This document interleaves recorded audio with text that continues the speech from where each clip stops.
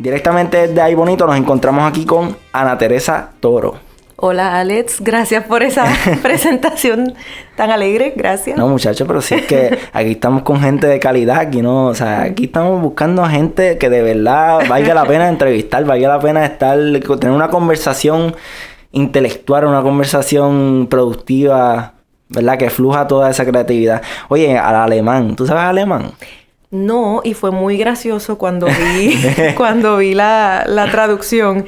Porque claro, lo único que no se puede traducir son los nombres. Ajá. Entonces aparecían todas estas palabras ininteligibles para mí, pero claro, Juan Pérez, y fue súper gracioso, pero... ¿Sabes cómo se dice hola en alemán?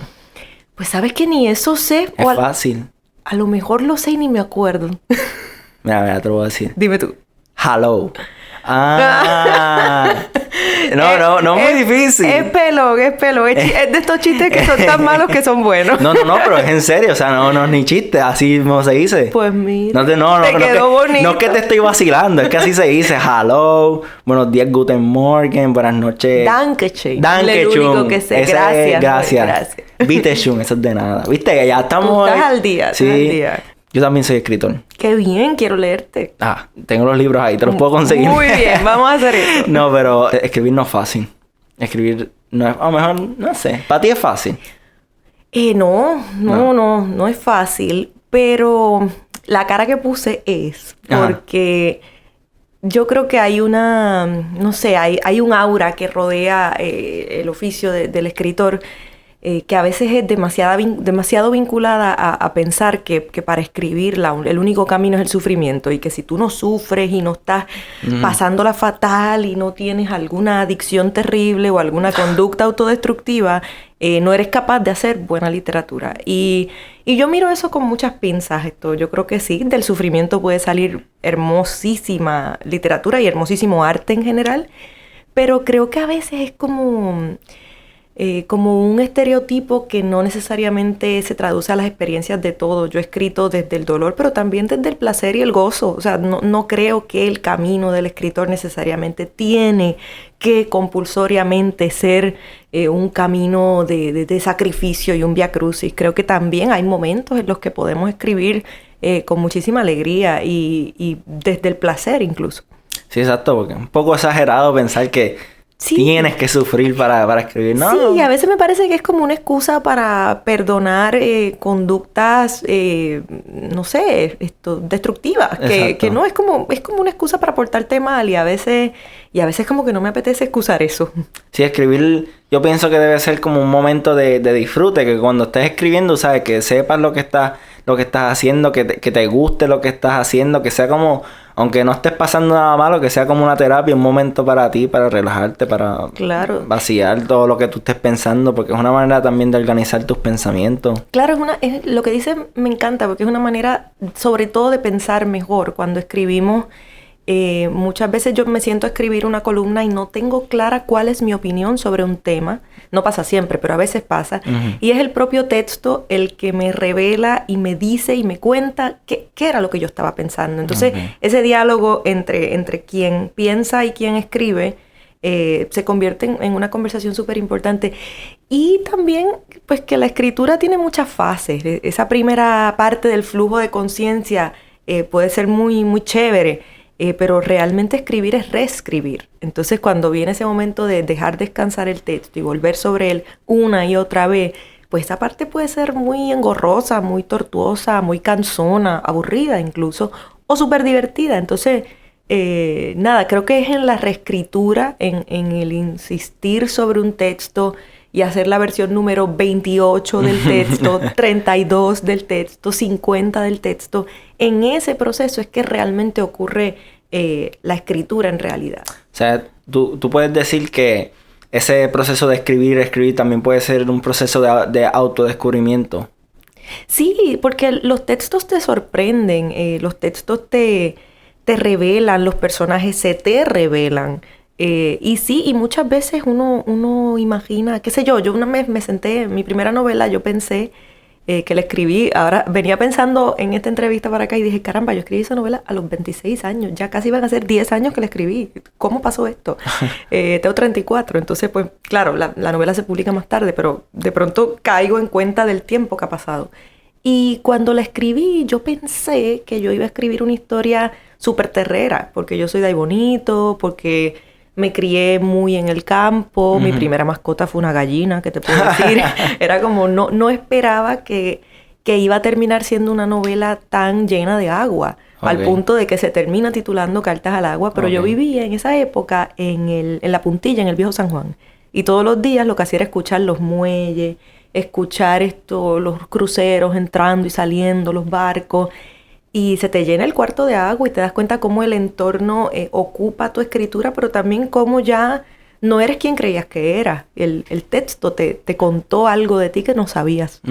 Fíjate, a mí me encanta eso. Fíjate, ahora me motivo más a leerla porque ahora que mencionaste todo eso, porque yo vivo al lado de la playa.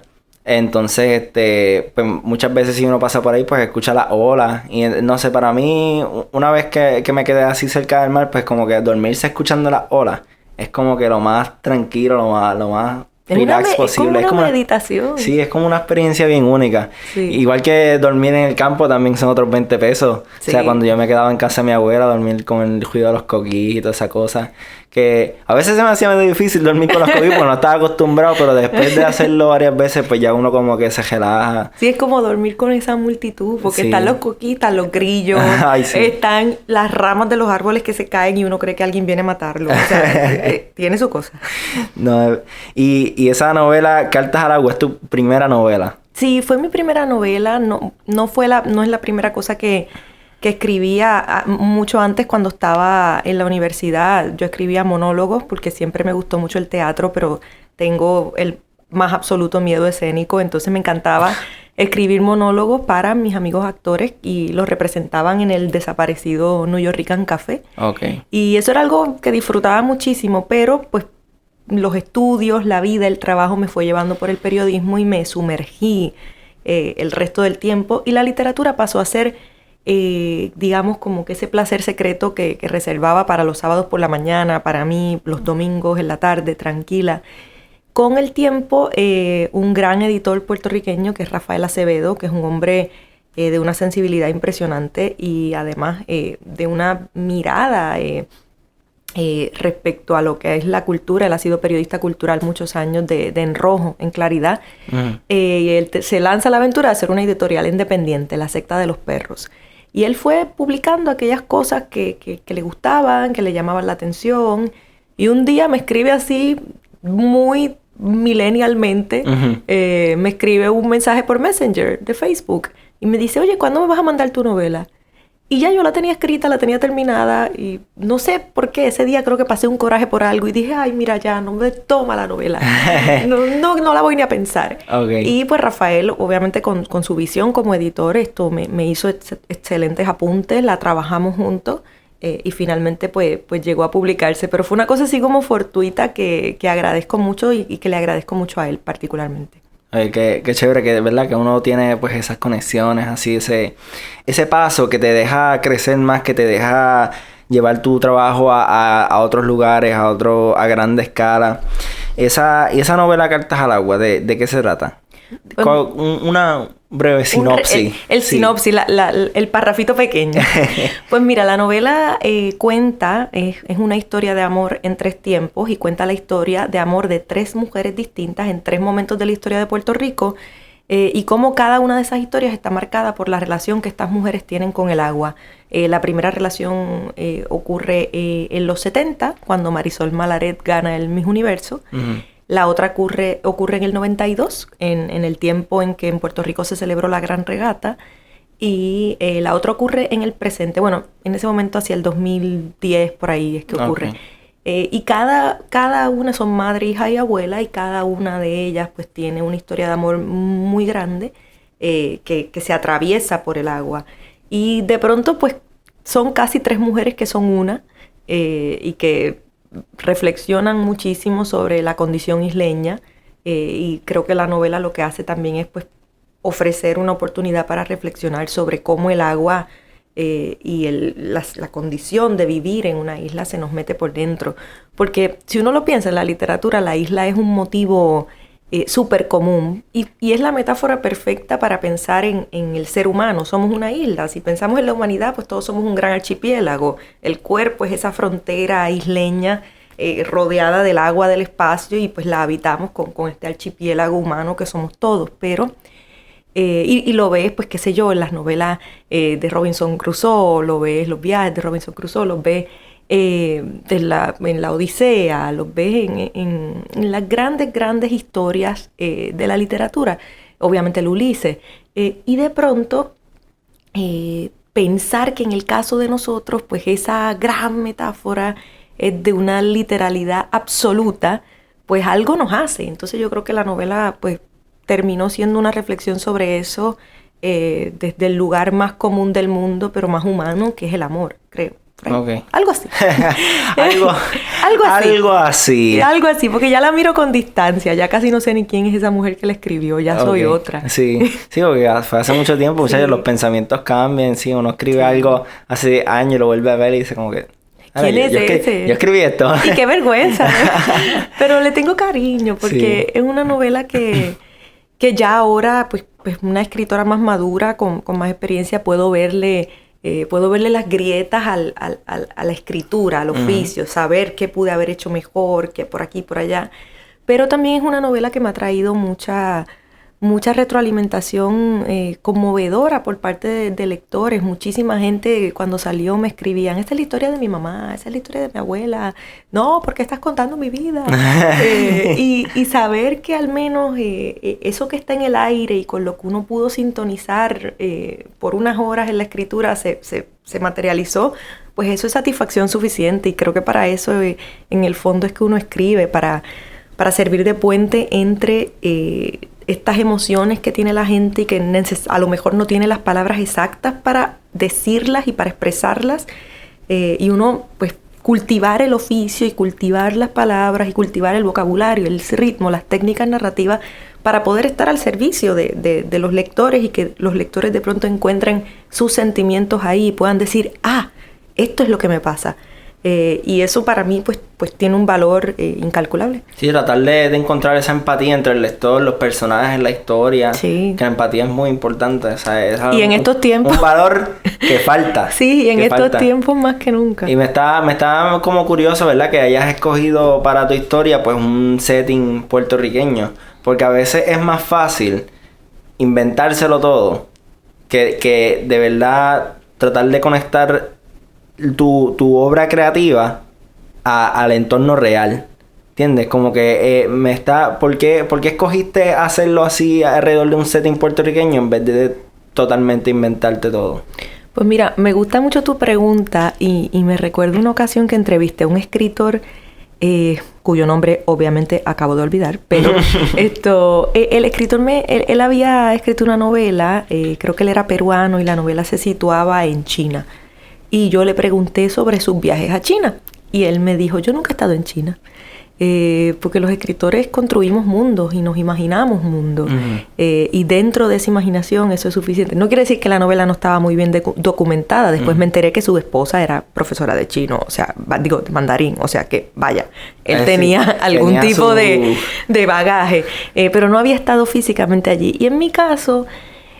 pues, ¿qué te digo? Hay una periodista que está ahí siempre y que de todos los géneros periodísticos el más que me ha interesado siempre es la crónica periodística, el periodismo narrativo y literario. Y estoy muy en conexión con mi entorno. Y creo que terminé escogiendo este espacio porque pasa a veces que los puertorriqueños, o no pasa, bueno, en un momento yo creo que ya hemos superado eso y sobre todo la literatura contemporánea puertorriqueña da muestra de que eso se ha superado, pero a veces ocurre que como puertorriqueños nos sentimos que tenemos que super explicarnos ante el mundo. Por ejemplo, estamos escribiendo en la placita de Santurce y tenemos que decir, en la placita del mercado en Santurce, un lugar donde se vende donde además la fruta es tal, una papaya es tal cosa. Claro, porque sentimos que nadie nos va a entender. Exacto. Porque estamos tan solos y enajenados en la isla. Y de pronto yo creo muy en el pensamiento contrario. Si yo me paso buscando qué significa tal fruta o dónde queda tal plaza que tal escritor mencionó en su libro de paso, para yo poderme imaginar, pues creo que cualquier lector puede pasar el mismo trabajo con nosotros. Entonces sentía también ese llamado de cuenta tu barrio y contarás el mundo. Entonces sentía que desde el lugar más pequeño, más micro, era posible pues armar historias más universales, que al final es lo que queremos todos, contar historias que den cuenta de la experiencia humana más allá de lo específico. Y llegamos a esa universalidad precisamente desde lo específico. Sí, y está formando como que la curiosidad. Al despertar ese, oye, ¿qué es esto? Que no entiendo esto, déjame investigar. Claro. Está fomentando el que la gente se interese más, en vez de dárselo todo así, a la mano, dárselo todo, básicamente masticarle la comida y dársela también, ¿entiendes? Sí. No crea ese sentido de que, oye, me gusta esta cultura puertorriqueña, quiero saber más, como que es darle las herramientas y dejar que ellos las utilicen y se instruyan ellos. Claro, porque los lectores son inteligentes. Los lectores, aquel que se detiene a devorarse un libro, es una persona que ya de por sí tiene una curiosidad. Leer es un ejercicio súper abstracto. Es la abstracción máxima. Si uno no supiera lo que significa una letra, sería un montón de rayas y un montón de formas rarísimas. Entonces, una persona que se detiene a leer ya tiene la voluntad de entrar en un mundo, de pasar trabajo leyendo para acceder a esas imágenes abstractas y darles su propia versión concreta a través de su imaginación. Entonces, para mí también una cosa muy de respetar al lector. A veces recuerdo haber estado en lugares donde me decían, tienes que escribir para un lector que no lee. Y yo me reía, porque es que un lector se define por leer. Un lector que no lee no existe, Entiendo. No es lector.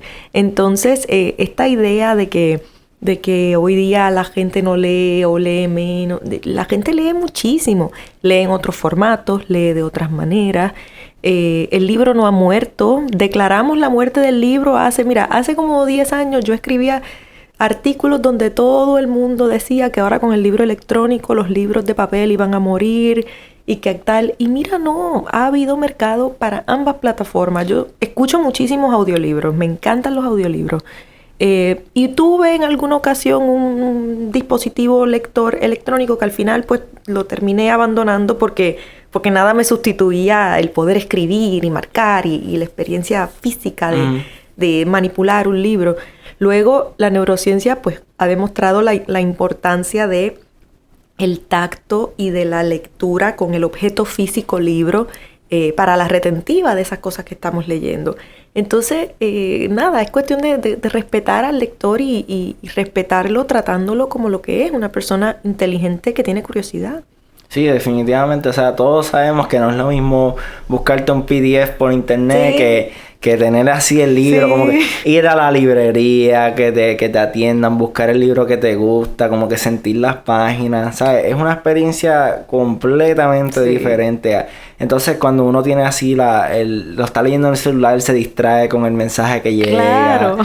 La notificación de Facebook, ¿sabes? No tienes ese poder soltar la tecnología, soltar estos instrumentos y poder invertir tu tiempo y reflexionar sobre lo que estás leyendo. Sí, no, y para mí lo bonito es que creo que son dos mundos que no se cancelan. Pienso que se complementan perfectamente porque ahí está el libro para la intimidad, para ese momento del encuentro sensorial incluso. En esta era donde cada vez nos tocamos menos y nos miramos menos, pues ahí está el libro que lo tocas, que lo hueles, que lo sientes.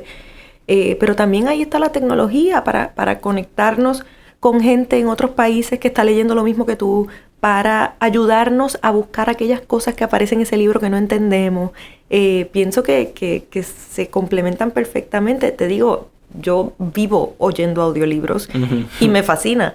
Pero pues también tengo mis libros de papel y no me creo más o menos lectora por usar una plataforma o usar la otra. Si tengo que leer un libro digital, pues lo leo también. Es que el que le gusta leer va a leer donde sea y como sea. Tenemos nuestro favorito, que es el libro, pero el resto de las plataformas son muy útiles y son buenas. Yo no creo que todo tiempo pasado fue mejor, jamás. Esto es cuestión de crear un balance. Sí. O sea, como todo en exceso, pues puede causar daño. Pero si hay un balance, hay un nivel bueno entre todo, pues puede funcionar. Sí. Definitivamente. Y también escribes en físico. O sea, ¿los libros los escribes físicamente o los haces a través de la computadora? No, mira, yo tomo muchas notas a mano. Y lo hago muy rápido. Es una costumbre muy... pues del periodismo, que casi que tienes que escribir con la velocidad que la gente habla. Y utilizo solamente las libretitas estas alargadas que caben en una mano, la clásica libreta de reportero. Bosquejo a mano. Si estoy trabajando un libro, pues de pronto pues la pared de mi cuarto, mi oficinita, se va a llenar de rayas, imágenes y cosas. O sea, hay una cosa así física. Pero a la hora de sentarme a escribir manuscritos, los escribo en la computadora, con mi teclado, pienso con las yemas de los dedos y así funciona. Es muy poco romántico, decepciono a todo el mundo cada vez que les cuento que es así, pero es la verdad. Es que no es fácil, ¿sabes? Porque imagínate que si lo escribes así a mano primero, después también tienes que pasarle a la computadora finalmente, porque no es que vas a sacarle fotos y ponerlo en un libro. Y ¿sabes? Envidio a la gente que lo hace. Mira, admiro mucho a este escritor puertorriqueño, Manolo Núñez Negrón, un hombre extraordinario, brillante, que lo he visto así ir a presentar libros y leer su ensayo escrito a mano. Y me parece una cosa tan hermosa, ese contacto físico con las palabras que él está leyendo. Lo envidio profundamente, pero es que a mí no me sale. O sea, tengo muchísima costumbre. Viene del periodismo también. Con el periodismo muchas veces haces una entrevista y la estás transcribiendo al instante. Entonces, tengo una muy buena relación con el teclado. Tengo una muy buena memoria de la maquinilla que tenía mi mamá en su casa cuando yo era niña y que usaba. Y mi relación con el teclado viene desde que me acuerdo, quizás 5 o 6 años, que ella me dejaba, después que terminaba de hacer sus informes, me dejaba jugar con la maquinilla. Entonces, pues nada, ¿qué te digo? Que no escribo a mano, lo siento. No, pero finalmente todas esas ideas se mezclan, se unen y pueden crear pues esa gran obra, que en ese caso pues fue Cartas al Agua, que está disponible en libro787.com, lo pueden conseguir gracias. Ahí. Y es una obra de ficción, ¿verdad? ¿Cierto? Sí, es ficción. Y la ficción, porque hay mucho tipo de literatura, ¿verdad? Está literatura histórica, ficción, de entretenimiento, lo que sea. ¿Cómo tú crees que la ficción puede aportar algo a la sociedad? ¿Cómo tú crees que la ficción puede llevar un mensaje? Porque está la escritura realista, que puede presentar quizás problemas y cosas reales, y la ficción pues puede abarcar de todo un poco, creo yo. ¿Qué tú opinas de eso? Pues mira, yo creo que la ficción, más que la ficción, yo creo que el ser humano es el animal que cuenta historias. Eso lo ha dicho mucha gente. Creo que eso es lo que realmente nos distingue de los animales, que somos un animal que cuenta historias. Okay. Creo que tanto la ficción como la no ficción, porque la literatura de no ficción muchas veces cumple el mismo propósito, pero particularmente la ficción, nuestra capacidad de armar relatos, tiene una función... podría bien no tener ninguna función. Yo creo que no tenemos que exigirle al arte que cumpla con una función social, pero ineludiblemente la tiene y tiene, creo que la más importante, porque la ficción nos permite ponernos en los zapatos del otro.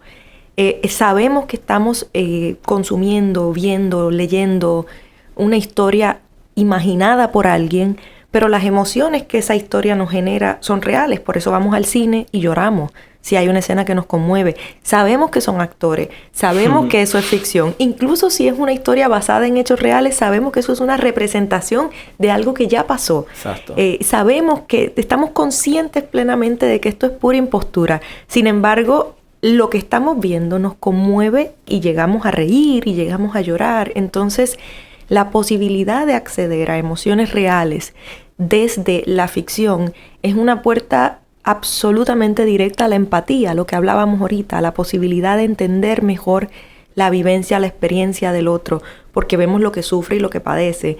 Y creo que eso es un valor de las ficciones en el formato que sea, hasta en juegos de video, yo qué sé, no conozco mucho de ese mundo, pero me han contado. Entonces, creo que eso tiene una función súper importante. Lo que no me parece que funciona es cuando las ficciones se quieren tornar didácticas. Por ejemplo, detesto y estoy en contra y me niego a leerle a mi sobrino libros infantiles con la famosa moraleja. Basta de la moraleja. Los niños son muy inteligentes. Ellos van a aprender la moraleja. La literatura no tiene por qué ser necesariamente didáctica, a menos que estemos en la escuela y estemos aprendiendo algo. Y aún así, somos capaces de escudriñar eso. El mejor ejemplo es Alicia en el País de las Maravillas. ¿Qué es el conejo? ¿Qué es el boquete por el que ella cae? La toma de conciencia, la madurez, el crecimiento, el acceso a una realidad alterna, cualquier cosa, la que te funcione mejor a lo largo de tu vida. La definición de ese espacio y de esa persona conejo, ese personaje conejo que te lleva a ese otro mundo va a cambiar porque eres libre de que cambie y porque en tu vida esa ficción va a adquirir un significado distinto de acuerdo a las cosas que tengas que aprender en el momento. Entonces, creo mucho en eso, en la libertad que viene con la literatura y definitivamente creo que tiene esa función de hacernos más humanos al final. Sí, la representación de la realidad en cada aspecto, de cada elemento de lo que se escribe. Sí. Porque es una cosa escribir algo con un propósito y tratar de que esa persona entienda ese propósito, pero otras personas pueden internalizarlo y representarlo de su propia manera. O sea, hay diferentes maneras de entender una sola cosa. Sí. Claro, yo puedo escribir algo y decir como que yo quiero que la gente entienda esto, pero al igual la gente está abierta a sus propias opiniones, a sus propios pensamientos de lo que ellos entendieron. No todo el mundo va a irse por la misma línea. Claro, pero entonces lo bueno de eso es que cuando vemos quizás una escena y podemos conectar emotivamente con lo que ese personaje está sintiendo, de pronto abrimos la mente y decimos, caramba, yo no sabía que te pasara esto, podía hacerte sentir así. Emociones que debemos aprender desde muy niño, la vergüenza, qué sé yo, las más básicas. Un niño que hace sentir mal al otro niño en la escuela, pero no se imagina cómo es que ese niño regresa a la casa y llora. Tú ves la escena y puedes sentir empatía, y de pronto también incluso puedes sentir empatía por el niño que ataca, que a lo mejor está emulando conductas que ve en su casa. No sé, nos permite ver el cuadro completo y darnos cuenta que no toda la realidad es ese fragmento que nosotros vemos de ella, que detrás del fragmento que nosotros vemos hay todo un universo que a través de la construcción de ficciones muchas veces podemos acceder. Sí, que eso a lo mejor en lo que tú estás leyendo te abre la puerta a nuevos sentimientos que tú mismo no hubieses pensado, claro, pero otra persona pensó o los experiencia y te los quiso transmitir y sí, tú leer o tú ver una película o lo que sea, te está abriendo la puerta a ti mismo para experienciar esos sentimientos y conectarte con otras personas, conectarte a ese sentido humano. Sí. Eso es una de las cosas que más me fascina. De hecho, hay un ensayo que siempre lo ando recomendando. Es un libro ensayo de Jorge Volpi que se llama Leer la mente, que trata exactamente de esto de lo que estamos hablando, sobre cómo la literatura al final nos vuelve más humanos. Bueno, las ficciones. Él es bastante abierto con el concepto también. Ok. Y también ficción no es lo único que tú escribes, obviamente. O sea, no, es lo menos. No, definitivamente. Yo, otra de las cosas que vi fue algo que se llama Las narices de los perros. Sí. Las narices de los perros es una antología. Es una antología de crónicas. Una antología de crónicas. Una colección de crónicas. Es como muchas crónicas y las mezclaste ahí todas y las llamaste Las narices de los perros. Las narices de perros es una de las crónicas, ¿verdad? La más corta de todas. La más corta. Sí. ¿Por qué ese nombre? Pues mira... Qué curioso. Es un cuento... no es muy gracioso, terminó siendo gracioso, pero bueno. Las narices de los perros es una colección de poco más de 50 crónicas de temas distintos que están agrupadas por temas.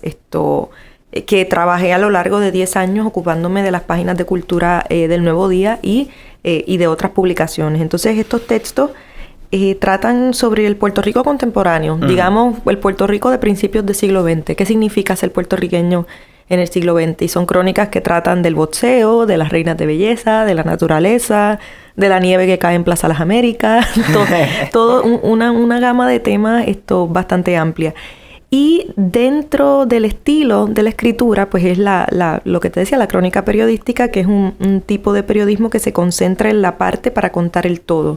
Digamos que si yo quisiera hacer una crónica de tu rostro, pues me concentraría en un ojo para describir el rostro completo. Un poco eso es lo que trata de hacer la crónica, concentrarse en el micro para contar el macro. Entonces, una de las croniquitas, que es la más cortita, que es apenas media página, o sea, no llega ni a una página, es como 2 párrafos, es un pequeño exabrupto sobre las narices de los perros, que como sabes son súper mojadas. Sí. Y donde quiera que hay un perro, te pega la nariz mojada en la rodilla y te deja esa marca de agua que a mí me desespera. Soy ese ser humano que no crecí con perros, siempre ¿No te gustan los perros? Pues mira, no me gustan. Fui atacada por un dálmata a los 4 o 3 años. Bueno, me acuerdo un montón. El dálmata era inocente, seguro quería jugar conmigo, pero yo quedé totalmente traumada de por vida. Y les tengo cariño y respeto, pero pues soy de gatos, tengo gatos. Entonces, pues era esta cosa de, ¿sabes? La felicidad de los perros, que es así como total. Era un textito medio sencillo, hablando sobre eso, sobre la desconfianza que me preocupa, que me generaba esa alegría descontrolada de los perros. El punto es que, es una idea corta de la sospecha que puede generar a veces la extrema alegría. Eso era lo que había de fondo en ese texto. Pero es la crónica más corta. Entonces, de pronto, me pareció bien que siendo la crónica más corta le diera título al libro completo porque hace lo mismo que trata de hacer el libro, contar la parte para contar el todo. El título no se lo puse yo. Yo tenía otro título que era malísimo. Y gracias, qué bueno que fue eliminado. ¿Lo quieres decir o quieres guardarlo en secreto para siempre? Quiero mantener mi vergüenza. Algún día, dentro de 10 años. Era un título muy malo. Tenía que ver con la irrelevancia, como hablando de que es en las cosas irrelevantes donde a veces encontramos la verdadera relevancia, que eso es algo que hace la crónica también. Por ejemplo, vas al Capitolio y en lugar de decir, hoy aprobaron este proyecto de ley, pues te concentrarías en contar cómo mientras se está dando el debate, todos los legisladores están hablando o comiendo o texteando. Entonces la crónica se enfoca en esas cosas que parecen irrelevantes también para contar lo relevante, que es decir, esta gente está votando y no tienen idea de lo que están votando. Pero bueno, el punto con ese título se lo da el fenecido editor Elizardo Martínez, un héroe del mundo literario puertorriqueño. Es una pérdida inmensa. Y él tuvo la buena idea de decirme, Ana Teresa, el título de este libro es Las narices de los perros. Y a él pues le estoy agradecida toda la vida. Y creo que la comunidad literaria puertorriqueña completa le tenemos una deuda impagable que solo podremos alcanzar a mantener a flote publicando, escribiendo y manteniendo su legado. O sea, Elizardo, que en paz descanse, ha sido una pérdida inmensa y a él le debo ese título tan sugerente. Qué bueno, pues por lo menos tener esa memoria, además de todo lo demás que era hecho, ¿verdad? Obviamente.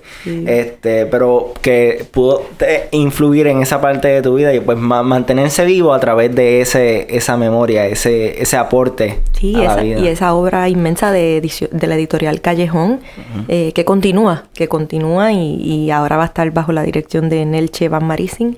Y nada, pues con mucha ilusión de que ese proyecto viejo sanjuanero y súper puertorriqueño continúe. Oye, las narices de los perros. Esto todo es como que algo bastante nuevo para mí cada vez que entrevisto a alguien diferente, porque, o sea, me entero de todo este mundo de cosas que quizás yo no estoy tan adentrado. O sea, yo estoy pendiente a lo mío, pero poder concentrarme en otras cosas, pues me abre el mundo a esto de las crónicas también. O sea, suena bien interesante esto del micro y el macro, porque fíjate, de pura casualidad, tengo un pana que me dijo hace poco, no voy a mencionar el nombre del pana porque él me dijo que quería mantenerlo bajito, pero él sabe quién es. Él dijo que él quería escribir una novela acerca de eso, de contar una historia micro para traer a la luz lo macro, ¿entiendes? ¿Qué recomendación le puedes dar a ese pana que quiere escribir ese...? Bueno, pues le diría que se explorara un par de novelas de no ficción, porque existen y son extraordinarias. La última que leí que me encantó se llama Una historia sencilla de una periodista argentina que se llama Leila Guerriero. Es una novela de no ficción, o sea, es real lo que ella está contando. Como de 120 páginas, alucinante, maravillosa, que tiene todo el estilo narrativo y la estructura de una novela, pero está contando algo que es verdad.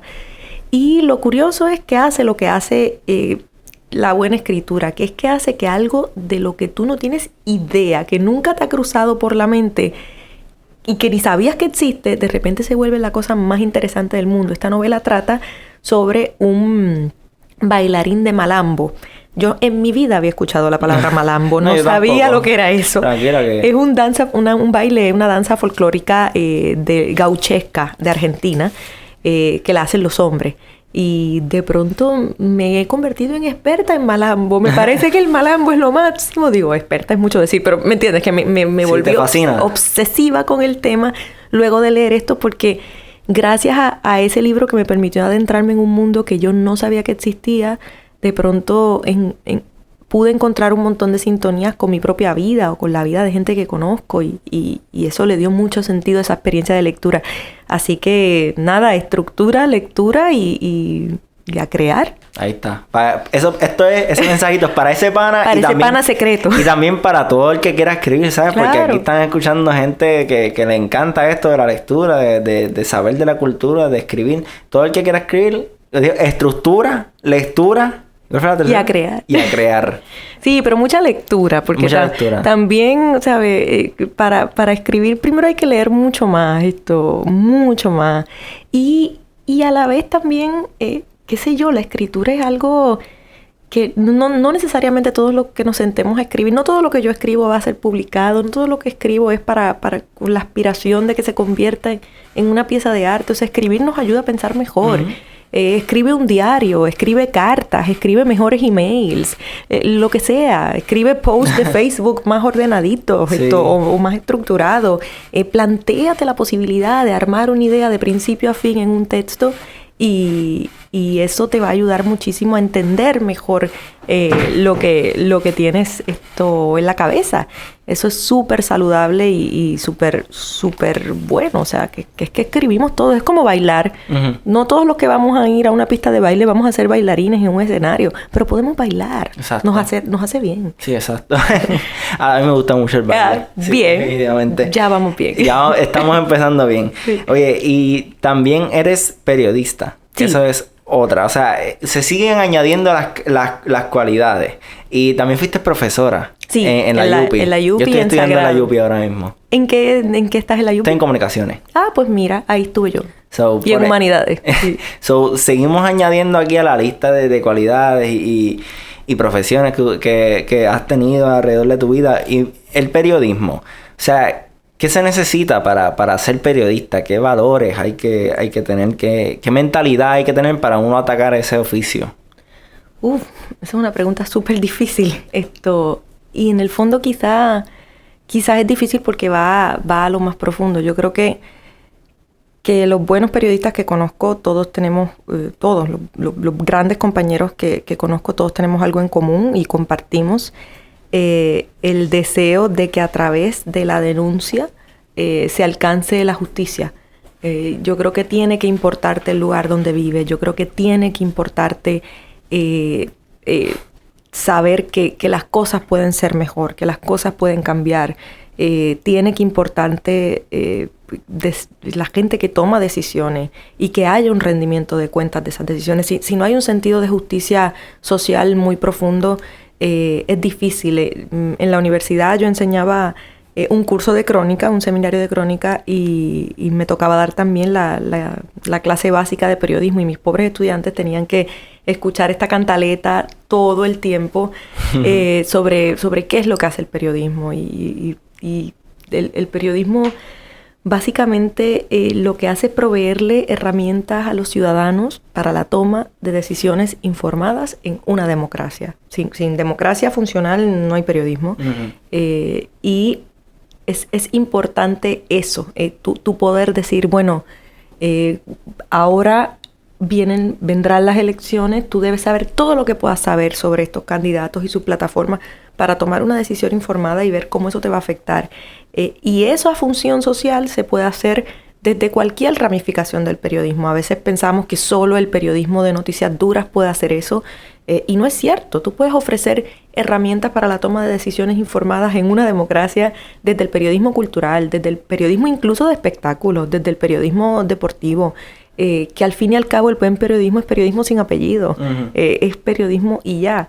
Y creo que eso es una cosa que uno siempre tiene que preguntarse cuando trabaja un texto periodístico: ¿cuán en sintonía estoy con mi función social y con mi propósito?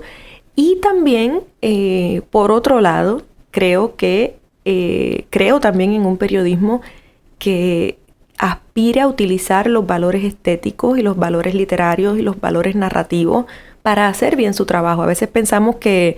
Me acuerdo que cuando yo empezaba a escribir me decían: ay, es que tú escribes bien bonito. Y para mí eso era como súper insultante, porque es que yo no estoy pretendiendo escribir bonito. Yo estoy pretendiendo utilizar estas herramientas narrativas y literarias para que este texto, engorroso y aburrido, sea más atractivo al lector y se entere de que lo están cogiendo de tonto. Y que se entere que tiene derecho a hacer que las cosas sean distintas. Entonces creo que también el periodismo que aspira a rozar con el arte también hace una función social súper importante, y creo muchísimo en ese tipo de periodismo. Sí, que lo importante, es bien importante eso de la decisión informada.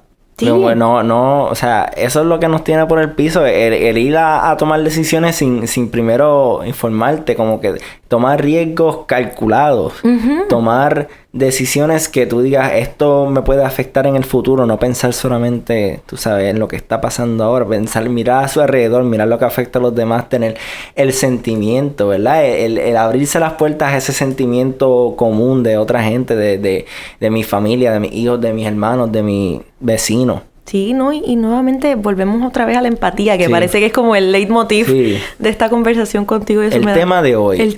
La empatía. Y eso me da mucho gusto porque creo que es lo más que nos hace falta.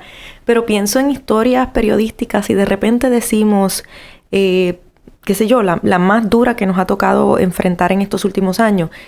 Murieron tantas personas, 3,000 personas, más de 3,000 personas durante el huracán. Estamos diciendo eso y las cifras son frías. Las cifras no nos atraviesan con la misma fuerza que nos atraviesa una historia. Ahora, si hacemos, como han hecho muchísimos periodistas, en particular el grupo del Centro de Periodismo Investigativo, que se van una a una a las funerarias del país, que van tocando puertas uno a uno y documentando las historias humanas, reales, de aquellos familiares que tuvieron que enterrar a sus seres queridos en el periodo posterior y durante el huracán, va a ser muy fácil darnos cuenta que esa cifra significa algo muy grave, significa algo muy serio y muy atroz. Entonces, es en las historias y es en nuestra capacidad de contar historias. Y para contar buenas historias hay herramientas, y esas herramientas son literarias.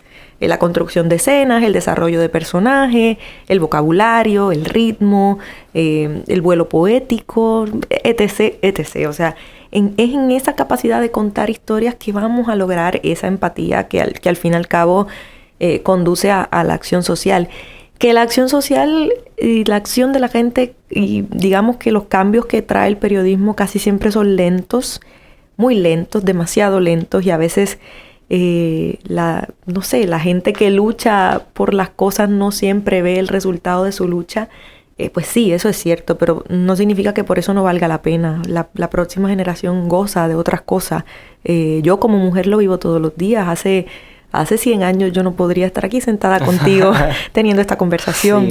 Sí. Y las mujeres que denunciaron y las periodistas que escribían con seudónimos de hombres y los hombres aliados que las apoyaron, a lo mejor no vivieron para ver esto, pero valió la pena porque hoy lo vivimos otros. Sí, esas luchas, todas las luchas por todos esos derechos, o sea, hay que aprovecharlos ahora porque no podemos echar de menos todo el esfuerzo para entonces echarnos para atrás y no aprovechar todos los recursos y todos los derechos y todas las posibilidades que tenemos hoy. Sí, porque no lo podemos tomar por sentado. La historia es cíclica y avanzamos en unos procesos Y viene por ahí una fuerza siempre a tratar de alarnos por el pelo y echarnos para atrás. O sea, no podemos descansar en que lo alcanzado es definitivo. Nunca lo es. Hay que mantenerse ahí siempre, porque si nos despistamos, retrocedemos al medioevo. No queremos retroceder al medioevo. Nada de eso. Eso es historia aparte. Exacto, muy aparte. Ya empezaste a mencionar sobre lo de las muertes de María y todo eso. Yo leí su columna del un luto colectivo. Ajá. Eso lo escribiste en mayo, ¿cierto? Sí, cuando salió el estudio de Harvard, el primero, que dio una cifra grande. Sí, porque han dado varias cifras. Está el de Harvard, está el de George Washington University. Sí. Y en verdad no hay ahora mismo... No es tanto discutir si fueron 4,000 o 3,000. Es más discutir que fueron miles... A diferencia de 60 y pico. Totalmente. 10 y pico. Totalmente. O sea, no.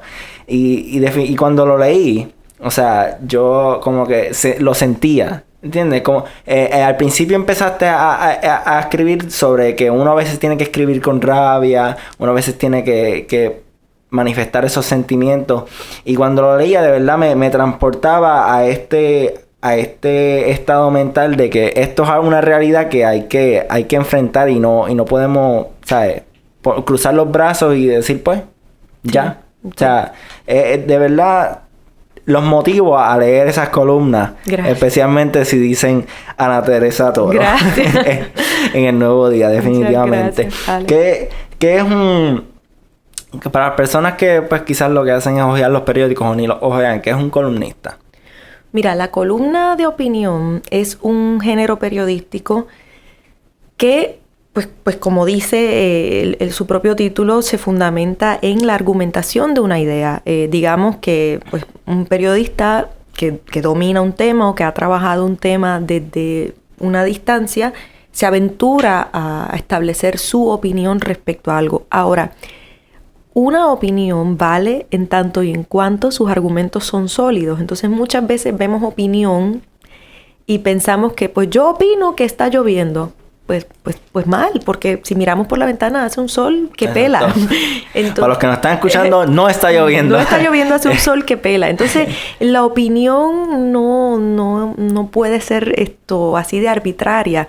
Yo tendría que decir, bueno, opino que debe estar lloviendo en algún lugar del Caribe. Eso probablemente sea más cierto o más posible. Aún así no lo sé. Lo que quiero decir es que un columnista de opinión debe principalmente poder argumentar con datos verificables los argumentos que está planteando como opinión. Si no, pues termina siendo algo muy frágil y termina siendo algo muy peligroso. Y es lo que estamos viendo hoy día. Hoy día estamos viviendo las políticas de la emoción, donde si yo siento que hace calor en medio de la Antártida, pues con eso basta. Si yo siento que el cambio climático no es real, pues como yo lo siento así, lo percibo así, aunque la ciencia ha demostrado que no es así, que en efecto el cambio climático es algo muy grave, que nos afecta a todos, pues con eso basta. Entonces creo que el espacio de la opinión en los diarios y revistas es un espacio muy delicado que los editores de opinión tienen que cuidar mucho, porque pues cualquiera opina cualquier cosa, pero eso es un problema. Y fíjate, ese es un problema que si lo piensas, crece, porque de repente hemos dejado de esforzarnos por argumentar con argumentos. O sea, queremos argumentar con lo que se nos ocurre. Y eso no es suficiente. A veces yo me topo con personas que quieren argumentar en contra del gobierno y su corazón y sus ideas están en el lugar correcto, pero sus argumentos no pasan un fact-checking básico. Entonces, tienes que tener argumentos. El fake news. Eso son esos tiempos. Entonces, tienes que tener argumentos que puedan decir, mira, y eso, por eso la columna de opinión no debe dejar de tener los mismos requisitos que cualquier texto periodístico. Y realmente contestando a tu pregunta, que era ¿qué es un columnista? Lo interesante es que un columnista puede ser un periodista de oficio, pero también pues hay escritores, hay abogados, hay pintores, hay gente de cualquier disciplina que integra sus conocimientos y opina sobre o argumenta sobre algún momento o suceso y tal, y se incorpora a la conversación. Y eso es bien saludable, porque una cosa que yo me paso protestando es que los programas de radio, los únicos analistas políticos son abogados. Y con el respeto y el cariño que le tengo a todos mis amigos abogados, no es saludable para la conversación colectiva que el único filtro para entender el país sea el derecho. Uh-huh. Los artistas, los químicos, los ingenieros, la gente creativa como ustedes, que los emprendedores, también tienen una manera de ver y entender el país que sería importante para tener en la conversación. Así que creo que una sección de opinión se vuelve más saludable en tanto y en cuanto, uno, sus columnistas son de trasfondos diversos, y dos, esa opinión está sustentada sobre argumentos sólidos que pasen la prueba de una verificación y una investigación. Y cuando eso no pasa, pues no es periodismo y para mí no es una buena columna. En fin, la opinión de todo el mundo vale, pero hay que, ¿sabes? Hay que con pinzas así. Vale si se argumenta bien. Si se argumenta, bien. Ese es el detallito. Si no, para mí no tiene valor porque no es... es emocional. Pues definitivamente, o sea, los motivamos a que se informen, a que lean todas las... O sea, no creo que puedan leerlas todas. Pero lean todo lo que puedan de Ana Teresa Toro, que es una gran escritora. Lean Más Allá, lean el periódico, escuchen noticias, escuchen este podcast. Que ahora tú sabes, ahora es la era digital. Ahora todo está moviéndose de lo análogo a la tecnología. Pero no olviden lo análogo. Que lo análogo, pues, los libros, el físico. Ese sentido de lo físico y lo anterior, pues, también con el balance se puede aprovechar. Puede ser de gran valor para todo el mundo. Muchas gracias, Ana Teresa. Gracias a ti, Alex.